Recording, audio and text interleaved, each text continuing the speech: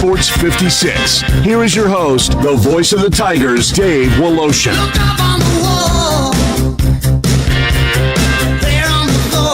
Welcome in on this Tuesday. Nice to have you aboard. No football tonight. What? Don't worry. Starting Thursday, Ole Miss and Miami, then Friday, Oregon, Indiana, then Saturday, it's the NFL playoffs. Sunday, it's the NFL playoffs. Monday, it's the NFL playoffs. So we've got lots of football. We're going to get into college football with our friend Ron Higgins, middle segment, with the news that both Trinidad Chambliss and Lacey, the running back, are coming back. Big dollars, I suspect. If Chambliss is allowed to come back, we will get into that with Ron Higgins' middle segment. The AutoZone Liberty Bowl. We got a couple more segments with Steve. We're going to keep him through the decision by the College Football Playoff Committee and everybody else as to what we're going to see with expansion, and then the bowl contracts will be divvied out by the various commissioners of the conferences. What's the future of all of that? Steve Earhart weighs in just about 6 minutes. And then we end the day with Jason Munz, and we'll talk a little bit about the Tigers and their rotation and the American Athletic Conference and how mediocre that may be, but just how close and competitive these games may be. What's the right number for Memphis when it all ends up being said and done? Will they win 13 conference games? Will they win 14? Will they win 15? Could they win 16 like they did last year? This team is clearly not as good as last year's team, but the competition out there is not very good either. So we will get into that with Jason Munz. The Grizzlies do play tonight. It's Grizzlies in San Antonio. Grizzlies now have lost 4 in a row. They were just on the verge of being at 500. They could not get it done.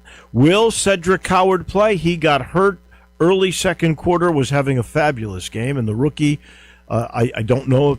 Have we seen an injury list, Landon Schmidt, on the Grizzlies tonight? Will we see Cedric Howard? I haven't seen a list out yet. Will we see Ja? That's the other question. Ja, by the way, who's had, since his last absence for the ankle injury, he's played in 5 games. 2 good games, 1 a 40-point game, 2 average to mediocre games, and then 1 bad game. Here's his number. He has missed,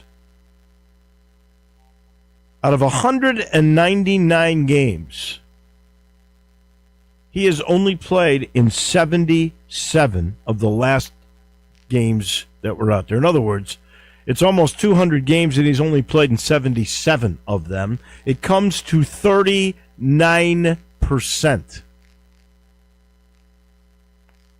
If you're a fan, and I know a season ticket holder who's thinking about basically not buying season tickets anymore because he buys tickets to see the great players play.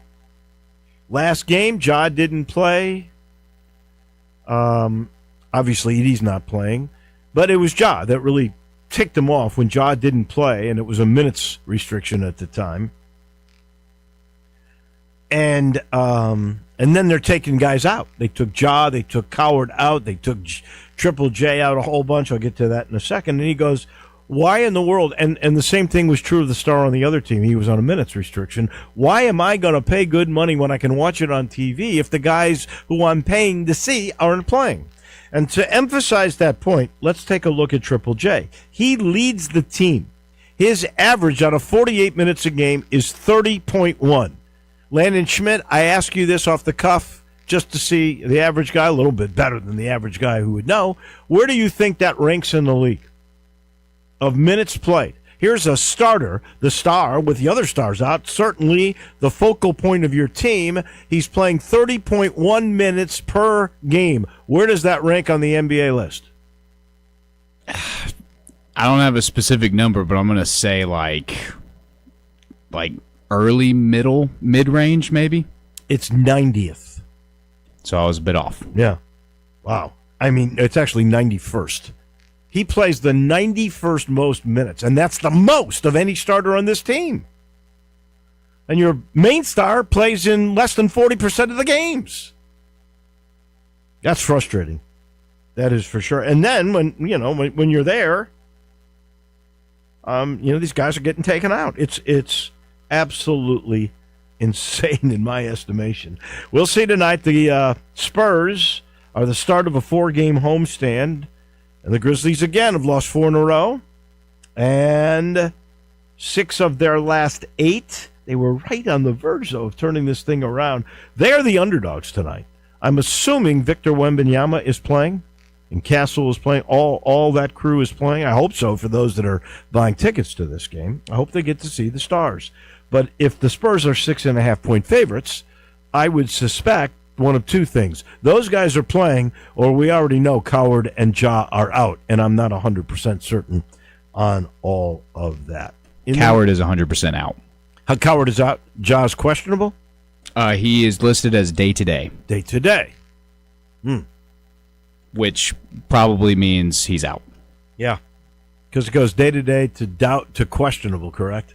Usually. I think so. They also include doubtful sometimes, Yeah. but I don't know. Doubtful means usually he's not playing. Yeah. Questionable means he's got a real good chance. Questionable usually means they'll probably be in. Yeah. Well, day-to-day doesn't sound good. So that's probably why. See if you can check on the Spurs to see who's playing in that game for them. Because otherwise, I mean, if you don't have Wembanyama and you don't have Coward and Ja, I mean, you paid $200 to get a lower bowl seat. That's what you would call, in my old days, a ripoff. In the meantime, the news about the Arkansas Razorbacks becoming Memphis West, it's continuing.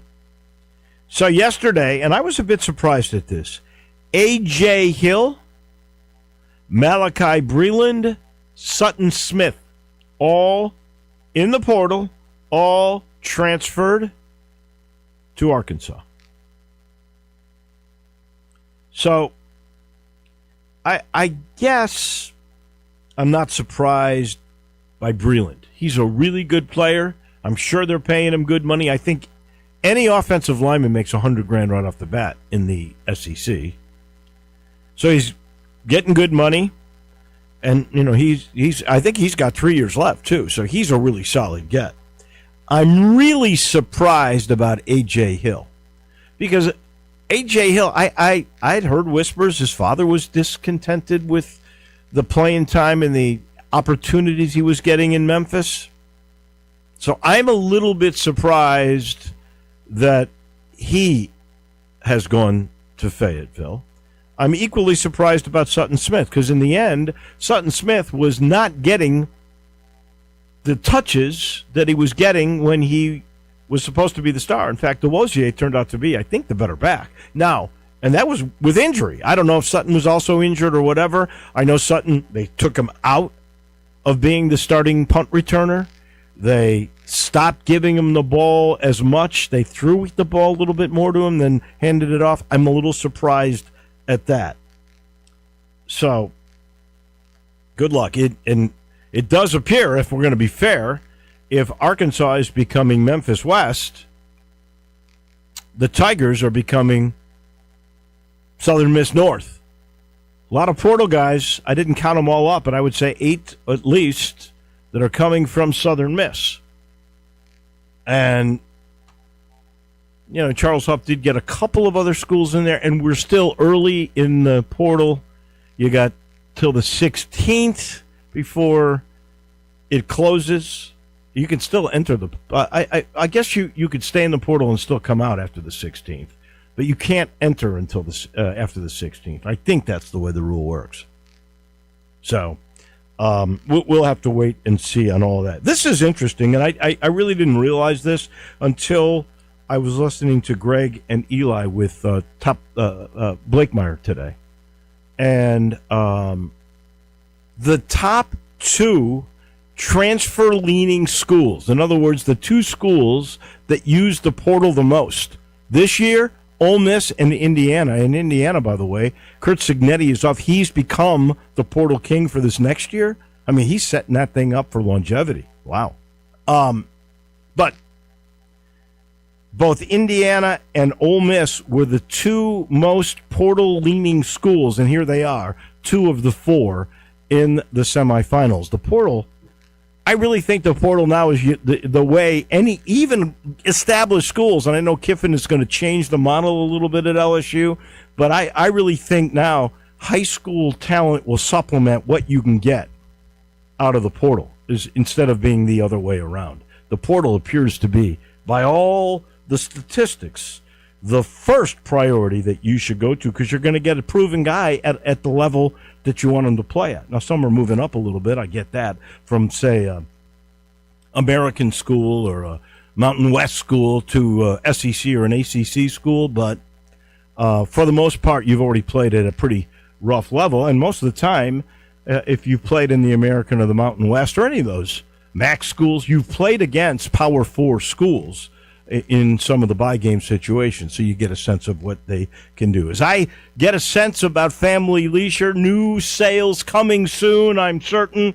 Hot tub, swim, spas, they're still on sale. Last I heard, you could still get a hot tub starting at $24.99. The in-stock patio furniture, I've seen as much as 70% off on in-stock patio furniture. Mention us, you get a free gift, special financing available, all at I-40 and Whidden Road, just a little bit north. Look to your right, to the east.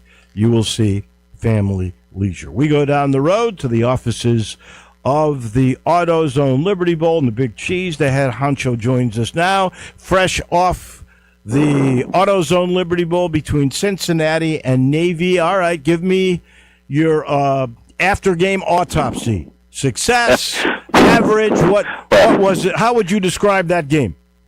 Well, the main thing is a great thank you to all the folks that worked so hard for the entire season, whether it was our summer events, the high school all-star game, the parades, the rodeos, all the events that go along with it. Remember, we're more than just a game. The game is obviously the highlight, but the AutoZone Liberty Bowl Festival Association to put on great events for our community, for people to participate in, and to put on rolling out the red carpet for institutions to get a chance to see the good things about Memphis and send a positive message. Dave, maybe the most important thing, as you say, of looking back is to say that Memphis put on a great step forward. Now, again, people say, well, what about the weather? Yeah, but the weather, that's what it is. We can't stop that. The weather on the parade day was phenomenal. The superintendent of the Naval Academy, who was riding down in his car waving in shirt sleeves to the great crowd downtown in Memphis, one of downtown's single biggest events of the entire year. So, yeah, now the game, the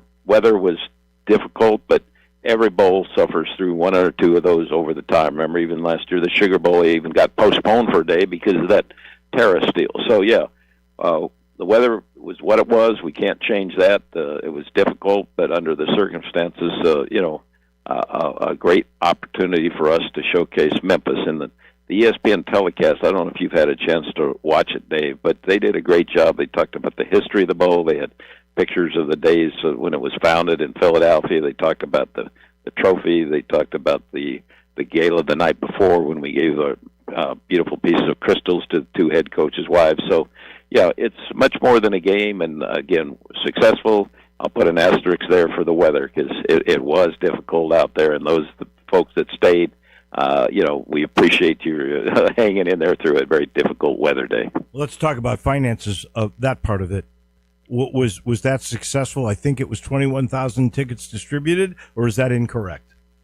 No, that was what we had distributed, and we knew that there was difficulties. Obviously, the stadium under construction took away a lot of the potential for seating.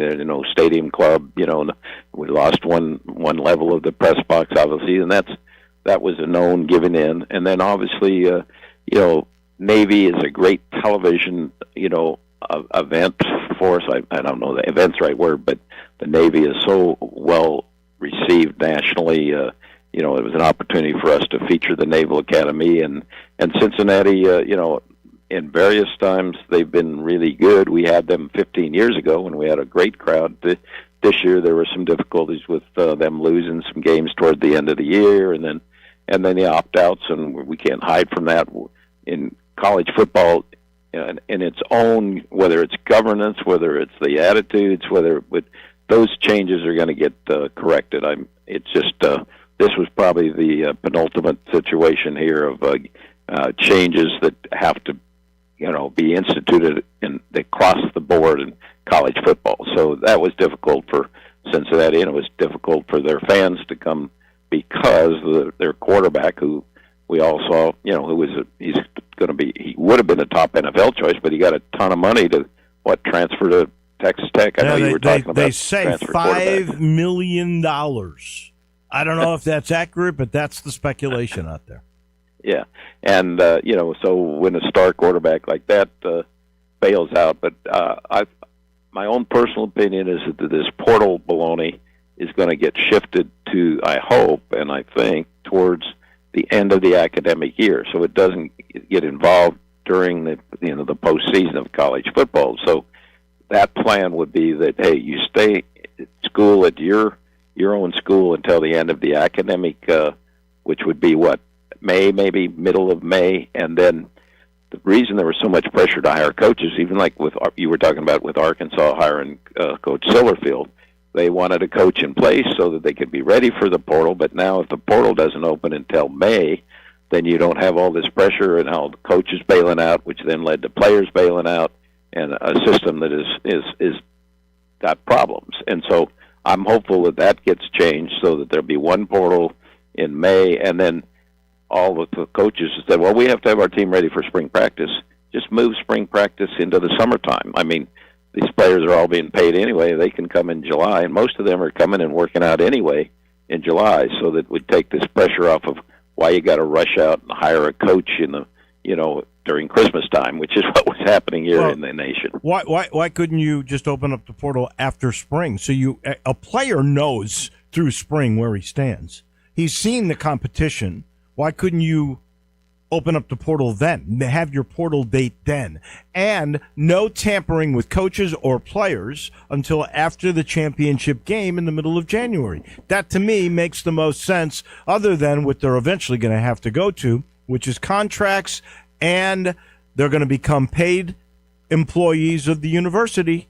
And they also need to modify the rules of transfer. This probably will take an act of Congress, but because the courts otherwise will overturn it, and you're probably going to have to say you get one transfer, as Calipari has been stating, one free transfer. After that, you got to sit out.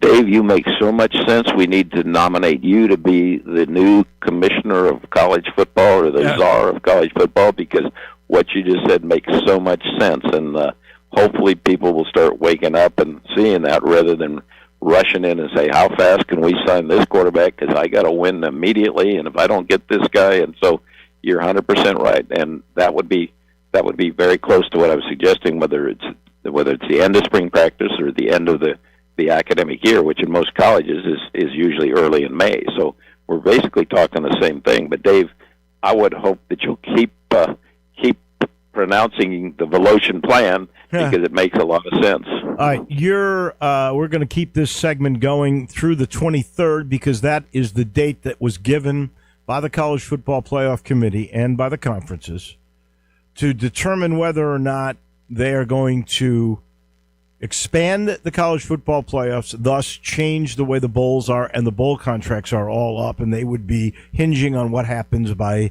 the 23rd. My question for you is very, very simple. One, will they extend, or will they make an announcement? And two, if they make an announcement, and let's say they go to 16, because I think that's what they'll end up doing. Are you prepared, because you're never going to get an SEC team? They're going to get more in. Are you prepared with other power conferences to try to keep the Big 12 and match them with anybody else? Well, I think you jumped a little bit too far there, David.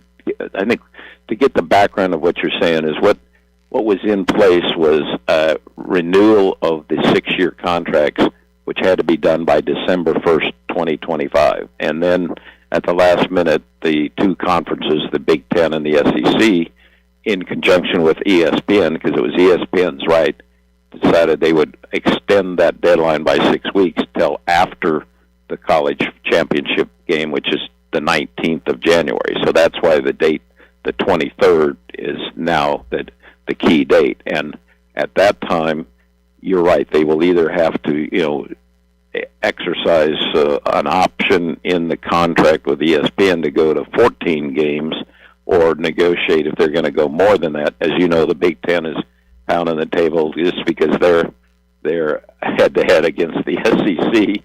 So often the SEC was talking about just sticking with the 12, and whether what you're talking about is whether they go to 16. We will know that by the 23rd of January, whether there will be a situation. Now, I'm not so certain that they're going to 16. I talked to my friend Jim McVeigh at the Tampa Bowl yesterday, and they had, of course, a SEC team there with Vanderbilt and a Big Ten team on the other side. He believes that they'll still stick with the 12, which is where they were on the end of November, leading up to that December 1st deadline. But regardless of what happens, we're going to be strong and positive. We've been there for 67 years. We're going to continue to be there, and we have all the makeup, the ingredients, the fundamentals to be competitive. And we've told that to the SEC. So don't write off the SEC. I mean, we're blessed to have a wonderful local partner with AutoZone, and they've said that we're sticking with the AutoZone Liberty Bowl because we've delivered great ratings for them. It's a great community event. And so we have that in place with AutoZone. We have the new not a total new stadium, but all the new improvements will be in place. We have great community support. We have about 150 local corporate sponsors that range anywhere from 1,000 up to the highest, which is AutoZone. Great presenting partner in FedEx, Pennzoil. So we're in good shape financially. We'll be able to compete with these other cities. So yeah, we're just saying that, hey, we're open for business, so to speak. But we've been in touch with the SEC, and I think there's some talk. Some of the other conferences have asked about talking with us, which would mean the Big Ten and the ACC, and of course the American. And we've always wanted to support the University of Memphis. That's why when we started years ago, we had the Champion Conference USA, because that's the conference that University of Memphis was in. And that's why we've had Memphis in the AutoZone Liberty Bowl twice out of the last 8 years. So the American will be very strong with us, and Navy did a great job here in honoring the young men and women of the Naval Academy. It's just unbelievable how great they are. And so we were so proud to host them, and they got a great win. And here's one of my predictions, that quarterback, Blake Horvath, what a great leader. I mean, he's the AAA leader of the pack. And I was predicting, well, someday he's going to be an admiral. Some other people there said someday he'll be the president of the United States. But what a great leader, the MVP of our game. And he's off to flight school. A couple of his teammates are going to try and get the exceptions to go into the NFL for a period of time before they serve their 5 years. But so that's a long answer to your question, yeah, Dave. But we're going to be ready. We're going to have the partnership with AutoZone.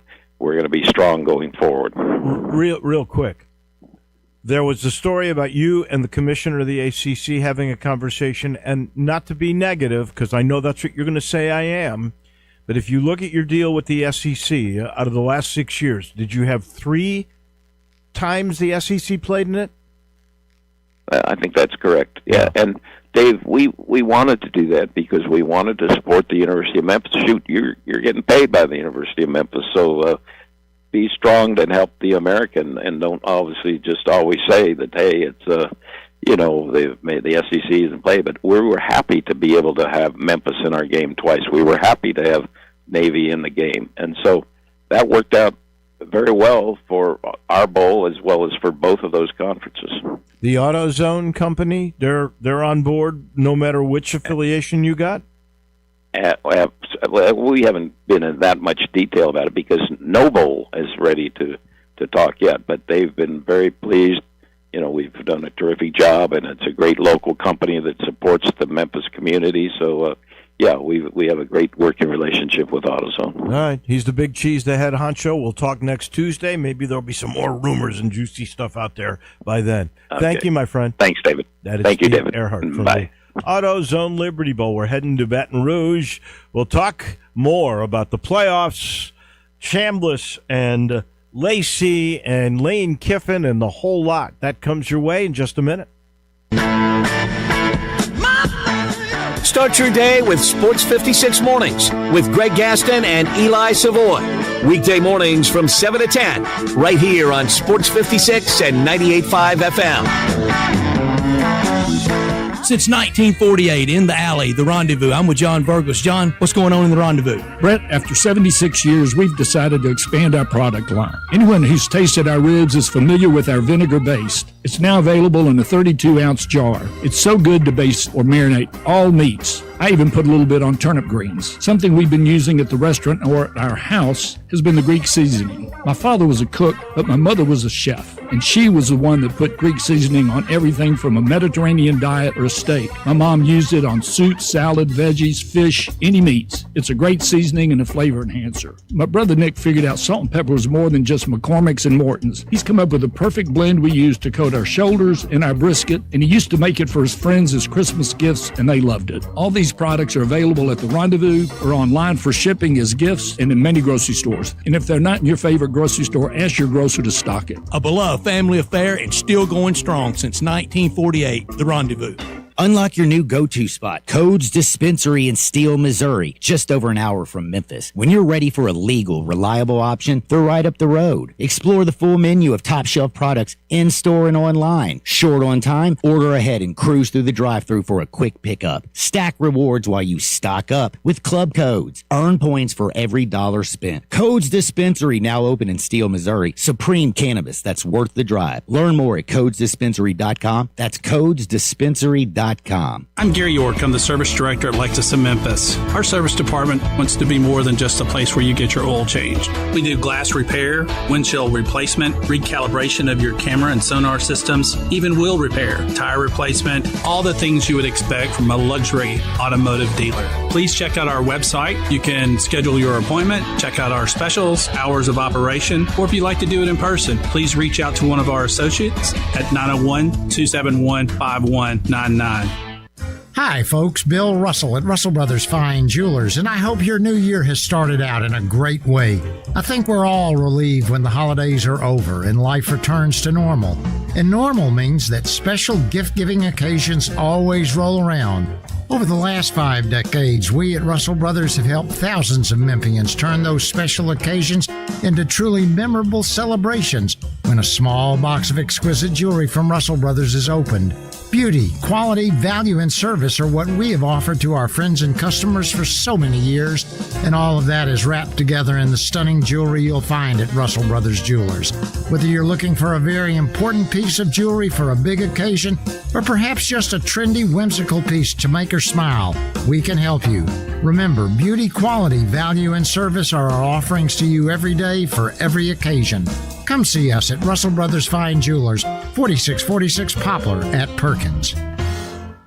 Do you know one of the best things you can do for your employees or family's health? Provide Arctic Clear bottled water. Arctic Clear bottled water is your locally owned and operated bottled water provider. Arctic Clear is 100% natural spring water with free delivery and setup, dependable service, and no long-term contracts. What an easy choice. Call Jeff Manus today, 901-382-2363, or visit arctic-clear.com. Arctic Clear bottled water. Call now, 382-2363. That's 382-2363.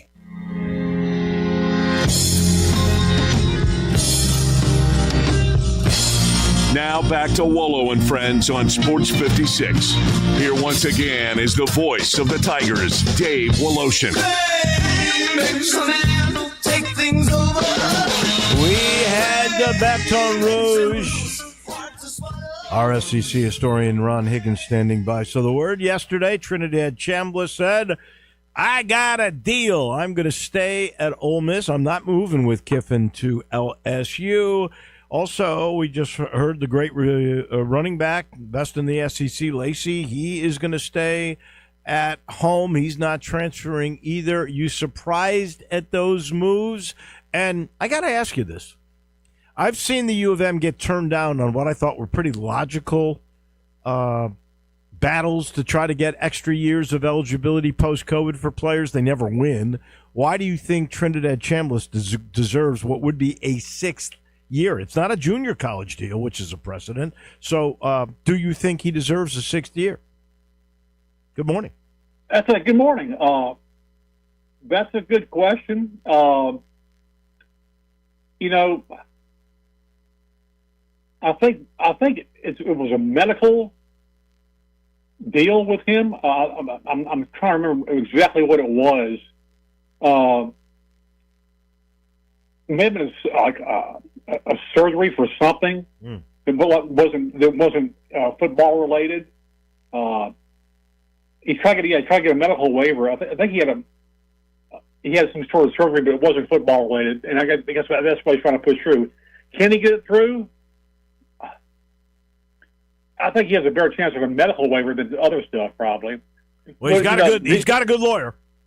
Yeah, that's all that counts these days. Anytime anybody puts up any fuss about you can't do that, you still get a lawyer and file a lawsuit, and people fold.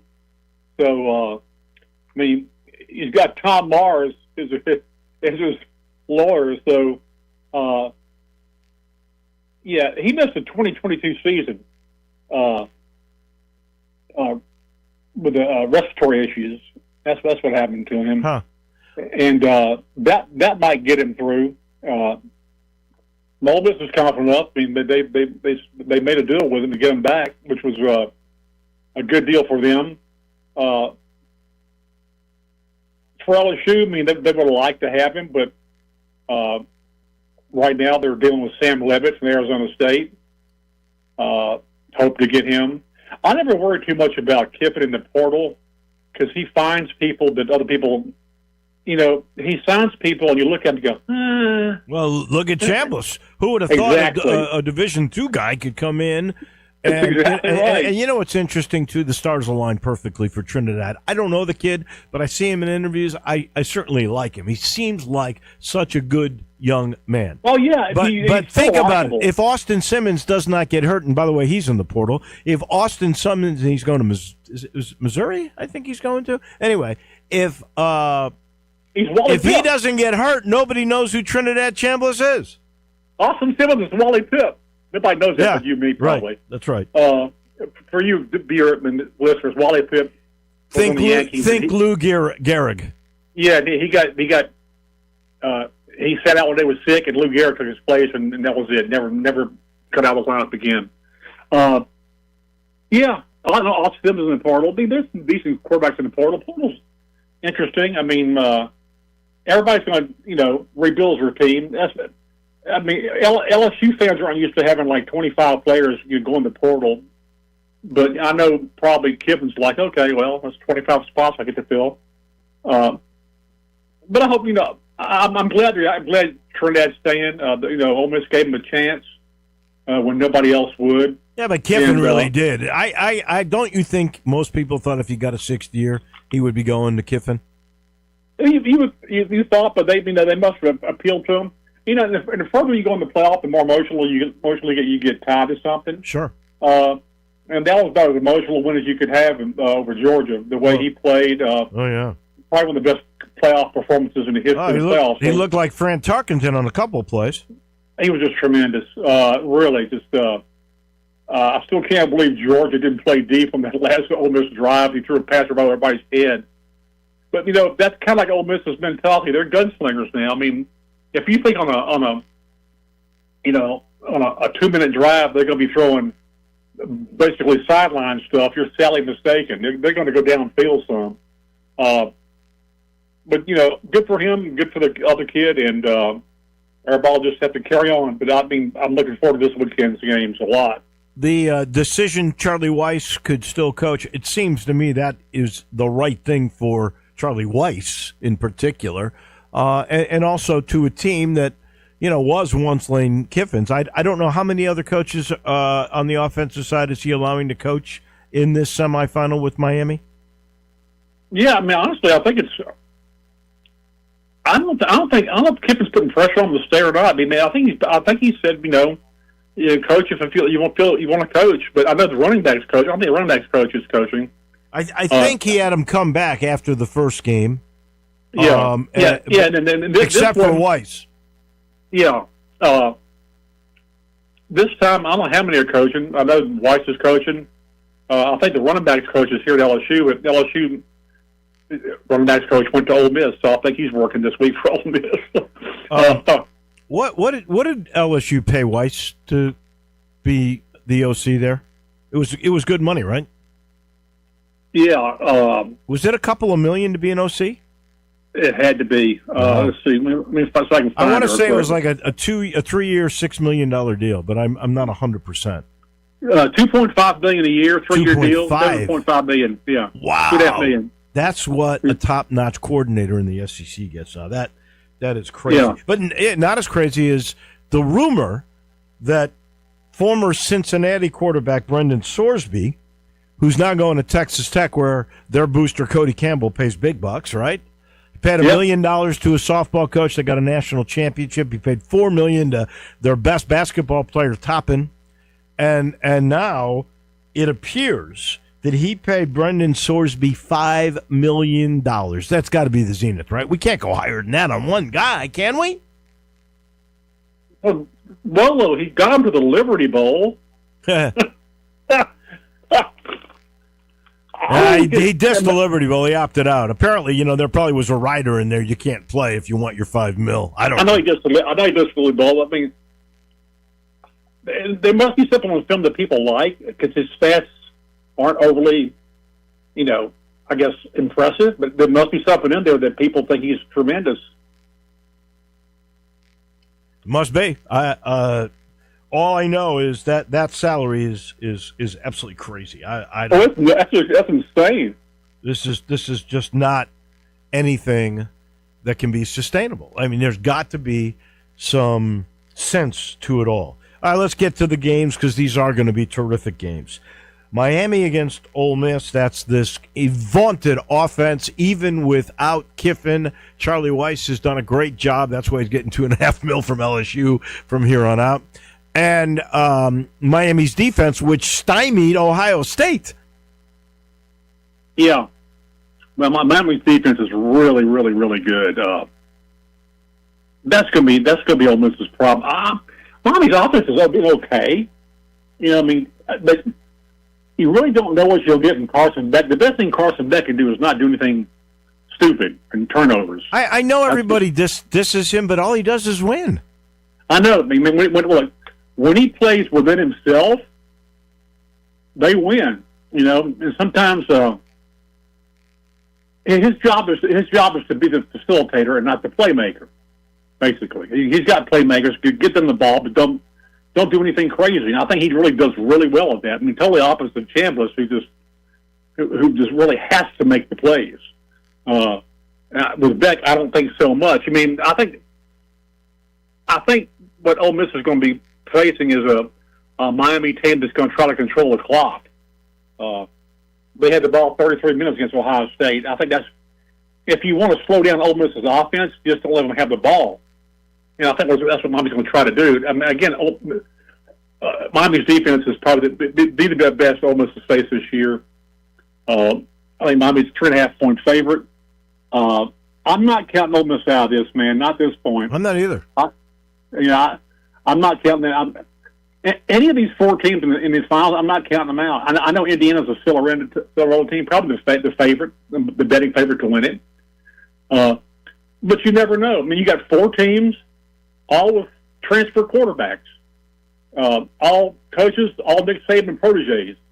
And I doubt anybody in America on this planet have these four teams as the Final Four playoffs. I mean, it's just incredible, which is fun. I mean, I love this. I mean, it's not right.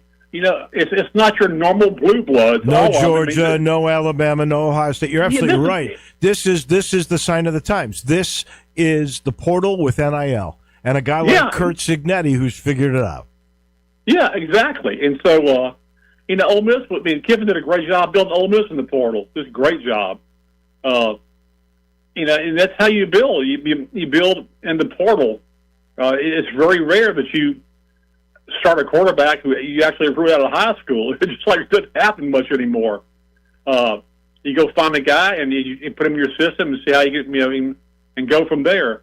I mean, I know Indiana's already lined up. The Texas Tech are already lined up their next quarterback, a TCU quarterback. So it's pretty amazing. The portal would make a difference. But here's what's really interesting: the two top portal teams, the most leaning transfer schools, are Indiana and Ole Miss, and they're both in the semis. All right, last game before we run out of time here. Oregon and Indiana played before Indiana went to Oregon. They went to Eugene and they won that game. I don't see anything different this time. Do you? Not really. I always say it's tough to beat a team twice for the year. Ole Miss kind of proved that. But Indiana, it's kind of like they're just destroying people. I mean, they just destroyed Alabama. In Oregon, they shut out Texas Tech, and then they kind of had an easy game in the first round. I would agree. I would go Indiana, but I think it's going to be another really tight game. Man, I think both these games will be one possession games. I'm with you. I think they're both going to live up to the billing. I hope so for college football's sake.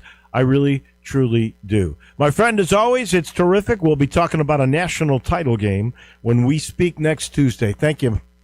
All right, Wallo, take care. That is our guy, our SEC historian down in Baton Rouge. That is Ron Higgins. He's brought to you by Ken Garland Custom Home Builders. We talk about history and going way back with Ron Higgins. His dad was the SID at LSU years and years ago. Well, Ken Garland's dad started the company about 77, 78 years ago. They're still around. They're still strong. They got a third generation now. William is in the business. That's how absolute steady, like a rock. These guys have been around doing great work all the time. All you got to do is go to the website, KenGarland.com, to see exactly what I'm talking about. You'll see all the palaces they have built from scratch. You'll see the renovations. I call it renovation with innovation. They bring you all the modern amenities into your older home because you don't want to move from your location and your beautiful lot, but you want everything. You want the movie room. You want the California closets, the island in the kitchen, all the newest of the great appliances. They know how to apply that to your home. They've just been doing it for so long, and it's never done. They're the kind of company that if you've got a problem a year later, they're going to come out and make sure it all works out right. Go check them out, KenGarland.com, and then go talk to Ken. He's really a cool guy to talk to. Ken Garland, Custom Home Builders. We pause for a second. When we come back to South Haven, we go. Jason Munz, the Tigers commercial appeal beat writer on Hoops. He's got plenty to chew over, and we'll do that when we come back. Sports 56 and 98.5 FM. Available locally on your radio dial as well as around the world online at sports56whbq.com. Take us with you everywhere by downloading the Sports 56 app. And at home, just say, Alexa, play Sports 56. Wherever you are, it's easy to stay tuned to Sports 56 and 98.5 FM. Chris Price here with Metro Builders Roofing and Restoration. Let me ask you something. Are you seeing unsightly water spots on your ceiling, in your home, your office, or even worse, mold? Have you noticed shingles missing, pieces in your yard, or signs your roof just doesn't look right anymore? Here's the facts. What you see inside usually means there's already a bigger problem above you. At Metro Builders, we don't just guess, we inspect. Our team performs a full roof inspection right on site. We take detailed photos, document everything, and show you exactly what's happening with your roof. Whether it's a simple repair or a full replacement, don't let anyone tell you it needs to be replaced when all it needs is a repair. We offer free inspections, on-the-spot estimates, clear explanations, and yes, financing is available. Before a small issue turns into major damage, make the phone call that protects your home. Call me. 901-375-1717. That's 901-375-1717. Or check us out online at metrobuildersmemphis.com. Metro Builders Roofing and Restoration. We don't just build, we build world class. Kohl's new clearance markdowns are intense. Up to 70% off is the kind of deal that'll leave you feeling stunned. and make you whisper things like, "Where have you been my whole life?" to a cardigan. Just take a deep breath, steady your cart, and try to act normal. But it's not possible. The savings are just too good. Shop new clearance markdowns now, in-store and online at Kohl's. Select styles, some exclusions apply. See store or Kohl's.com for details. Tito's Handmade Vodka is America's favorite vodka for a reason. From the first legal distillery in Texas, Tito's is 6 times distilled till it's just right and naturally gluten-free, making it a high-quality spirit that mixes with just about everything. From the smoothest martinis to the best Bloody Marys, beyond the bottle, Tito's has gained a reputation for giving back, teaming up with nonprofits around the world to serve its communities and do good for dogs. Make your next cocktail with Tito's and learn more at Tito'sVodka.com. 40% alcohol by volume, namely 80 proof, crafted to be savored responsibly. What's wrong, Buckaroo? Buckaroo? I don't know. It just seemed like the right thing to say. You look a little down. I just realized I didn't get a present from my Aunt Doraline. And you thought Buckaroo sounded weird. I know what you can get her. I know what you're thinking. I should get her a Central Barbecue gift card. Well, yes, Central Barbecue gift cards are the perfect gift, even a late one. I'm pretty sure I gave her a Central Barbecue gift card last year. And now she's due for another one. Seriously, you know she's already used the one from last year. That's true. Doraline. Buckaroo. It's a family name. Visit Frontier Western Store today for new shirts and boots. Frontier is your top Carhartt store in the Mid-South. There's thousands of in-stock shirts and jeans. They have the classic K87 pocket tee in every color they make, including new ones just released. Available small to 4X. Want new jeans? Frontier has you covered with super tough work denim by Carhartt. And you've got to check out their selection of Ariat jeans for men, women, and children. You'll love how easy it is to find the size and style you need. Have you seen Frontier's remodeled world-famous boot showroom? It continues to expand. New styles by Ariat just arrived, plus plenty of in-stock proven classics too. Whether you need work or dress boots, trust that Frontier's the place to come. See thousands of pairs of Ariat boots and thousands more by Dan Post, Corral, Durango, Rocky, Twisted X, and others. And Frontier's pricing is lower than online and chain stores, so you know just the local shop to visit. Frontier Western Store, 5880 Goodman Road in Olive Branch, and on the web at frontierwesternstore.com. Locally owned and operated since 1967.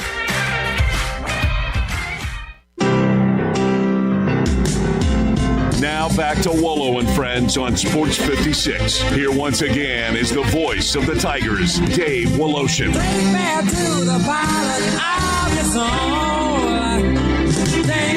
We are going to talk some hoops with Jason Munz. I sat in an airplane line with a guy from Nebraska the other day. There's only 5 undefeated teams in the top 25 now, and Nebraska is one of them.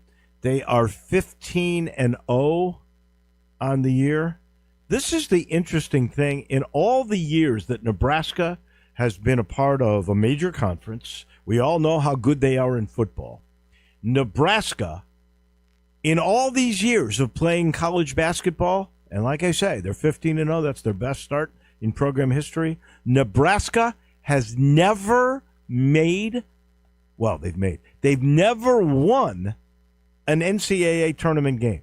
That is like impossible to believe, but they have never won a tournament game. I got a feeling this is the year they're going to do that. We'll see how it all plays out, though, because they're probably not the best team in the Big Ten, and they're going to lose some games along the way. Seeding and matchups always come into play, and nobody knows that better than our man, Jason Munz, Tiger beat writer from the Commercial Appeal. Good morning, my friend. How are you? You do this letters or text segment where you get texted or sent letters, emails, I suspect, to your account.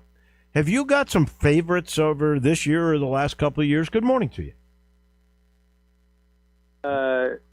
It's part of the text group. It's our company put me in charge of running a text group service where I can text message with people and they can text me, and it's you subscribe or you sign up, and you can have this sort of access to me and to the information and the work that I do, and so periodically I will put out a call for questions that I will use to populate an article, and so that was what published this morning, and these are all, everybody who's part of this group is,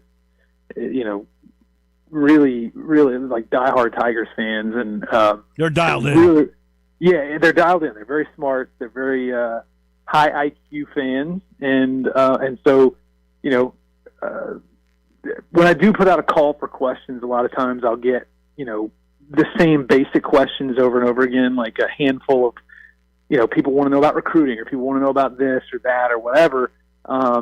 And so I sort of sift through them and pick the ones that are most interesting. And this time, like, there was quite a few that I thought were pretty interesting. And one of them was there was a reader who remembered all the way back to October, where Penny had said that he was going to fight like heck to keep like some of the players that are eligible, have eligibility left beyond this season. And they wanted to know like who I thought some of the more likely candidates to come back next year from this team were. And there's 8 guys who have eligibility left beyond this season. And if you go and read the story, like I pick out 4 of them that I think are, and then this is just my opinion, but I think there are 4. Julius Bedford Penny has already said that he thinks that he was going to, he's already on record saying that he wants Julius to finish his career as a Tiger. So that seems pretty probable that at least efforts are going to be made to retain him. And then there was a question. His son would be back. That's 2. That was another one that I said, and then I also surmised that Aaron Bradshaw would be in there in that group, and if for no other reason than I think Penny takes a lot of pride in development, and obviously Aaron's star is not as high as it once was, and I think Penny likes a challenge, and I do think that Aaron has progressed as a player under Penny Hardaway, and so I think they both would probably like to continue that relationship. But then there was another question from this morning's story that was about plus minus. Oh, I was going to ask you about that, because I waver on whether that's important or not. I mean, let's face it. So do I. The guy that has the most minutes is never going to have the best plus minus, because he's on the floor the most, and there's going to be runs in basketball. Yes. The more minutes you play, generally speaking, like it can be skewed both ways. Like if you don't play a bunch of minutes, it can be skewed like positively or negatively. But it can also be skewed the same way if you play a ton of minutes. And so that's why like Doug McDaniel has easily played the most minutes on this team, and his plus minus so far, according to Stat Broadcast, is only plus 6. Right. So that, obviously the higher the number, in the positive side, the better. It's basically a metric that says this is how many points over the course of this season, how many points better Memphis is than its opponent collectively when that person is on the floor. And I do think that this stat is useful, but it can be a bit misleading. But the question was asked, and so I provided the answer. You did a good answer. Yeah, that was great. I go back and forth on it. I think you can look at some games and see it, but I'm not sure how it carries over across a whole season. Got to get to this before we run out of time. Penny, even on his post-game show, still says how hard it is to not play 10 or 11 guys. But a couple of times this year, he's gone down the stretch and only played 8 guys in the second half. He did that the other night. Here's who did not play: Curtis Givens III, Quante Berry, Tariq Ingram, who started the game before, didn't play a minute, Wharton, and Silla, who had a shoulder injury, was available for this game, didn't play a minute. Do you think he will stick by a rotation of only 8, or who do you think's in and out the rest of the way? I think it's going to be a situational thing. Like if Memphis is, let's just say Memphis, there's a game like the Alabama State game where it was never close, where Memphis winds up winning by 20 plus. I think that there's, like those sorts of games, you'll see more players. You're not going to see just 8 guys, I don't think, in the second half of games like that. But, in a situation, like especially now that we're in conference play, I do think that I kind of do believe Penny, but especially, again, when it's on the road and when you were already down 13 at one point, to a Rice team that, let's face it, is probably not going to be very good this season. Like, Penny could not afford to mess around in that game. And early in the second half, there was like a 6-minute stretch where he didn't sub hardly at all. And Memphis outscored Rice during that stretch by, I think it was 9 points. Like they went from down 3 to up 6. And I just think that like he can sense it in certain situations where that sort of thing works. Now, again, like next week when Memphis is hosting UTSA, who appears to be possibly one of the worst teams in the country this year. Yeah. Not just the conference, appears to be one of the worst teams in the country. Them in Charlotte. Yeah, well, Charlotte beat Wichita. I know. The other day. Who can believe it? In double overtime, right? I mean, like this first week of American play, who on earth knows what's going to happen the rest of the way? It is going to be. I mean, only Memphis, Tulane, and Temple made it through the first week 2-0. You got USF, who was picked to finish second, losing at home to UAB, who had lost to Wichita, who lost to Charlotte. I mean, it's crazy. I think there's one thing's for certain: UTSA is not good. Like UTSA is the worst team in the conference, and the only other thing that is certain is that nothing else is certain. So, right. Everybody thought Tulsa. Well, here's what I think is certain: these games are going to be dramatic. They're going to be competitive. They're going to be close, but they're going to be mediocre. If you can handle that, you're not getting the kind of basketball that we used to see in the old Metro or we used to see when CUSA began. You're not going to see that, but you are going to see really competitive games. Yes, and that's the thing. Like Penny said it on his radio show last night that, like, you got to be really, really staunch in at least for the first month, but I think it's for the whole season. Like, you can't, just because it's not great teams, that's probably even more adds to the sense of urgency for a team like Memphis that needs now this season needs the automatic bid. And would very much like a top 2 seed, so they only have to play 2 games at the conference tournament to get there. So, it's going to be a crazy year. All right. I will see you in Boca Raton on Sunday. Thank you, my friend. All right, great. Thanks. That's our guy. That's Jason Munz from the Commercial Appeal. That does it for us. We got our usual busy show tomorrow, though. We'll have more on this in the roundtable, the American Roundtable, our final segment of the day. It all starts with Dennis Philippi, and we got ratings and a whole lot more coming your way with Joe Dank. That'll be fun. That's tomorrow. Johnny Radio, though, he's right around the corner.